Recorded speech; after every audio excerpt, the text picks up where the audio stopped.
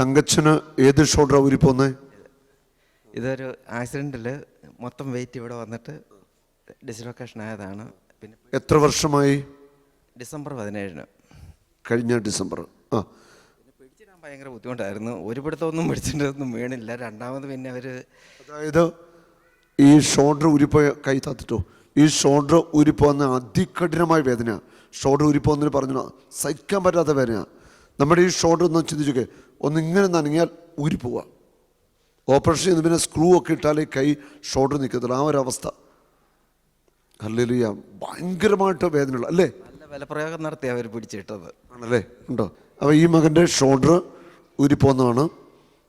എത്ര കാലമായി? ഞാൻ ഈ കയ്യിൽ നിന്ന് പിടിക്കാം കേട്ടോ. യേശു സൗഖ്യം തരുന്ന വിശ്വാസമുണ്ടോ? തീർച്ചയായിട്ടും വിശ്വാസമുണ്ടല്ലേ? ഈ മകന് സൗഖ്യം തരുന്ന വിശ്വാസമുണ്ട്. ഈ ഷോൾഡർ ഇനി ഊരി പോകത്തില്ല. ഈ ഷോൾഡർ ഇനി ഊരി പോകത്തില്ല. Hallelujah, hallelujah. ആർക്കൊരു സംശയമുണ്ടോ? ഈ ഷോൾഡർ ഇനി ഊരി പോകത്തില്ല യേശുവിൻ്റെ നാമത്തിൽ. പട്ടം കറയ്ക്കൂ.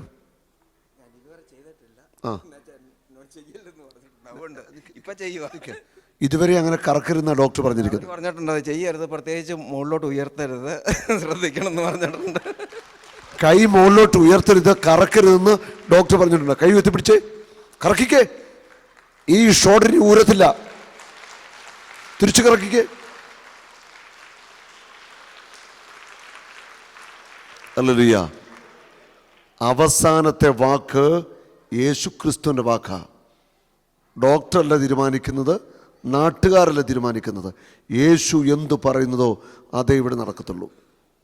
യേശു എന്ത് പറയുന്നു അതേ ഇവിടെ നടക്കത്തുള്ളൂ. യേശുവിന്റെ വാക്ക് അവസാനത്തെ വാക്ക്. അവൻ പറയുന്നതേ നടക്കത്തുള്ളൂ. ഹല്ലേലൂയ. ഡോക്ടർ പറഞ്ഞിട്ടുണ്ട് കൈ പൊക്കരുത്, കറക്കരുതെന്ന്. കൈ പൊക്കിക്കേ, കറക്കിക്കേ. ഇവരൊക്കെ കാണിച്ചേ.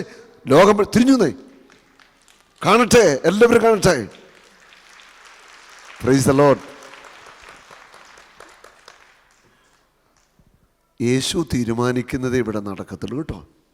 യേശു ഇവിടെ ഉണ്ട്. ഹല്ലേലൂയ. യേശു അവൻ സർവശക്തനാണ്. അവൻ ഇവിടെയുണ്ട്.